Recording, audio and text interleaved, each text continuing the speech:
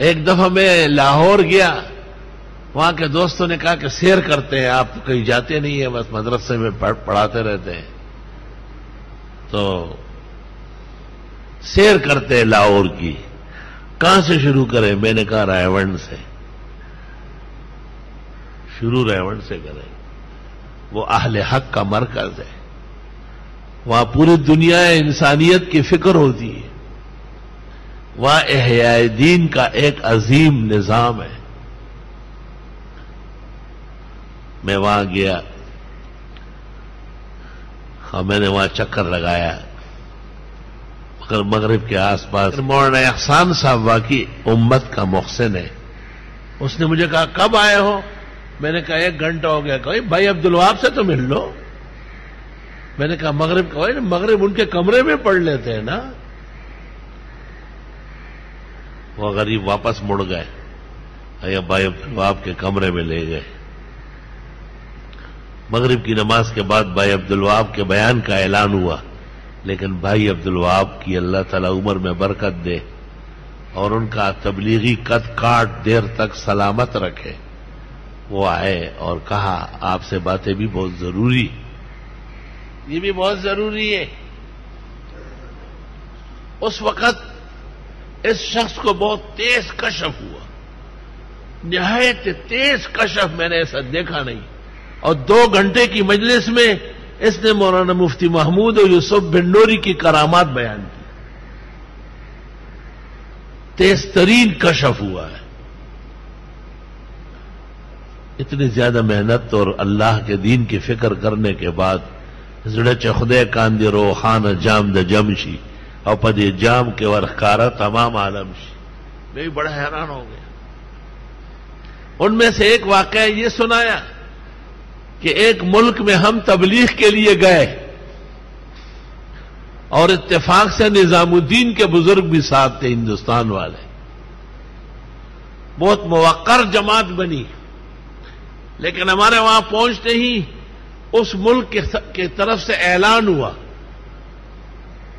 کہ یہاں کسی اسلامی تبلیغ کی اجازت نہیں ہے، اور یہ حالت تھی کہ کوئی شخص ہم سے کھڑے ہو کے بات نہیں کر رہا تھا۔ ہم بہت پریشان تھے، اپنے ہوٹلوں میں ٹھہرے ہوئے تھے، مسجد میں جائے تو وہ معذرت کرے، کسی دکاندار کسی اور سے تو وہ کہے کہ آپ کو پتہ نہیں کتنا سخت اعلان ہوا ہے۔ کہا اتنے میں ہمیں پتہ چلا کہ یہاں پر ایک اجلاس ہے کئی ملکوں کا، اور پاکستان کی طرف سے جو وفد آیا ہے اس میں حضرت مولانا مفتی محمود صاحب تشریف لائے۔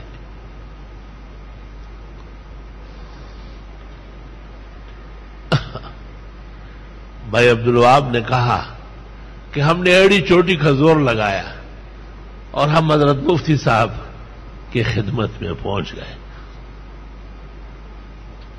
اور ان کو اپنا تمام سرگزشت داستان درد و غم سنایا۔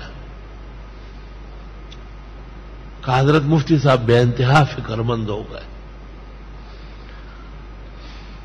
اور انہوں نے کہا آپ دعا کریں، میں کوشش کرتا ہوں یہ پابندی آپ سے فوراً ہٹواتا ہوں۔ چنانچہ اجلاس شروع ہوا، ملکوں کا جو حکمران اور ان کے وفود آئے تھے ان کا اجلاس شروع ہوا۔ اجلاس کا ایجنڈا تھا عالم میں قیام امن اور دہشت اور وحشت کیسے ختم ہوگی۔ حضرت مفتی صاحب نے گزارش کی کہ مجھے اس پر بولنے کا موقع دیا جائے۔ پاکستان کے مندوب کی حیثیت سے آپ نے تقریر کی اور آپ نے امن کی ضرورت، امن کی فضیلت، امن کا ماحول، امن کے قیام کے وجوہ، امن کو نقصان پہنچنے والے وجوہ، تو انہوں نے کہا یہ کس طرح ہوگا؟ آپ نے کہا ہمارے ملک میں ایک جماعت ہے، وہ لوگوں کو صرف اور صرف دین بتاتے ہیں، خیر اور عدل اور شرافت سکھاتے ہیں۔ اس بادشاہ نے کہا ان کو یہاں بھیجو۔ آپ نے کہا وہ آ چکے ہیں، ان پر پابندی لگی ہے۔ آپ نے وزیر کو فوراً دے کر نشریات کو کہا ابھی ٹیلی ویژن پہ اعلان کرو کہ وہ جہاں ہے انہیں فل اجازت ہے، سون سونار کے اور ایک لوہار کی۔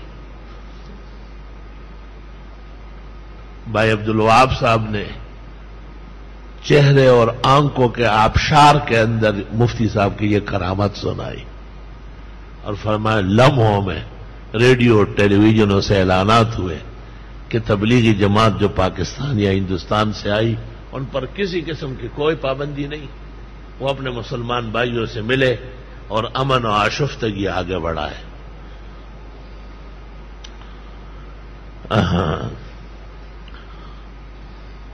تبلیغی موقف اور ان کے بعض وجوہ کی اصلاح علماء پر فرض ہے، لیکن اس سے کوئی کم دید اور نادید یہ سمجھے کہ ہم ان کے مخالف ہیں یا وہ اور ہم اور ہیں، اس جیسے اجہل الجاہلین